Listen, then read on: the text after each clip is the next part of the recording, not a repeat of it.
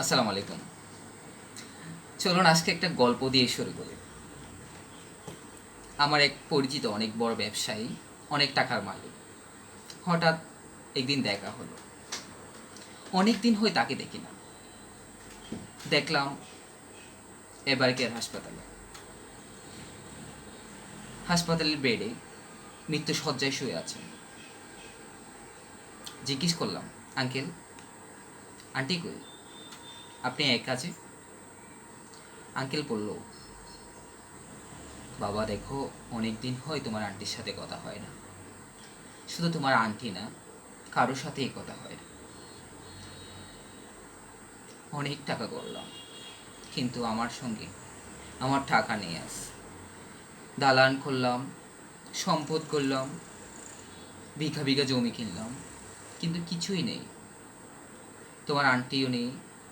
শুধু তোমার আন্টি না, আর কারোর সাথেই কথা হয় না। আমি একা আছি এখন। যাদের জন্য এত টাকা উপার্জন করলাম, তারা শেষ সময় আমার সঙ্গে নেই। তিনি একটা কথা বলেছিলেন আমাকে, আমি অনেক সম্পদ গড়েছি, কিন্তু একটি পরিবারকে যে সময় দিতে হয়, একটি পরিবার যে আমার থেকে একটু সময় চাচ্ছে, এই সময়টি আমি তাদেরকে দিতে পারি নাই। চলুন মূল জায়গায় প্রবেশ করা যায়। একটি পরিবার মানে কি শুধু একটি চাঁদের নিচে বসবাস করা, একটি ঘরে বসবাস করা, একটি জায়গায় বসবাস করা? পরিবার হচ্ছে সেই জায়গা যেখানে ভালোবাসা শর্তহীন, সম্পর্ক রক্তের চেয়েও গভীর, আর মানুষ নিজেকে নিরাপদ মনে করে।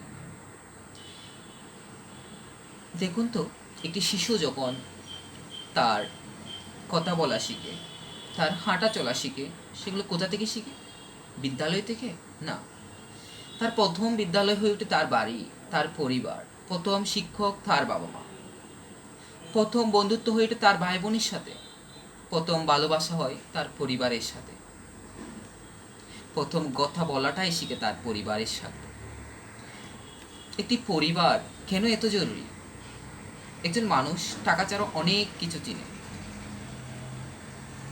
একজন মানুষ টাকা ছাড়া কিছুদিন বাঁচতে পারবে, বন্ধুত্ব ছাড়া, পরিবার ছাড়া, ভালোবাসা ছাড়া কোনো দিনই বাঁচা সম্ভব নয়। কিন্তু একটি ভালো পরিবার যদি না থাকে, একজন মানুষ মানসিকভাবে ভেঙে পড়ে। সে মানসিকভাবে আর শক্ত হতে পারে না। শক্ত থাকা তার জন্য খুবই কঠিন হয়ে যায়। পরিবার আমাদের শেখায় কীভাবে কথা বলতে হয়, কীভাবে মানুষকে সম্মান করতে হয়, কীভাবে কষ্টের সময় একে অপরের পাশে দাঁড়াতে হয়। ভাবুন তো, আপনি আপনার পরিবারের সাথে শেষ কবে কথা বলেছেন? আপনি আপনার ভাইকে কবে বলেছেন চলো খেলতে চাই? আপনি আপনার মাকে কখন জিজ্ঞেস করেছেন তুমি কেমন আছো? আপনি আপনার বাবাকে কখন বলেছেন তোমার জন্য আমি আজ এখানে? আপনি কি আজকে আপনার পরিবারের সাথে বসে খাবার খেয়েছেন? আপনি আপনার পরিবারের সাথে বসেন না কতদিন হলো? শেষ কবে ভাই বোনকে জড়িয়ে ধরেছেন? নিজেকে প্রশ্ন করুন, আপনি আপনার পরিবারের জন্য কি করেছেন? আপনার উপস্থিতি কি তাদের জীবনে শান্তি এনে দেয়, নাকি শুধু দুশ্চিন্তা? আপনি কি শুধু নিজের স্বপ্ন নিয়ে ব্যস্ত, নাকি পরিবারের স্বপ্ন পূরণ করতে চান? আপনি কি আপনার বাবা মায়ের সময় দিচ্ছেন? আপনার সন্তান কি আপনার কাছ থেকে ভালোবাসা পাচ্ছে, নাকি শুধু মোবাইল? আজ পৃথিবী বড়ই কঠিন। যেখানেই যাই, স্ক্রলিং, মোবাইলে ডিসপ্লে। ছোটো বাচ্চা থেকে শুরু করে সবাই তার পরিবারকে সময় দিচ্ছে না, দিচ্ছে তার মোবাইলকে, ফেসবুককে, ইউটিউবকে, সামাজিক যোগাযোগ মাধ্যমে সব সময় পড়ে আছে।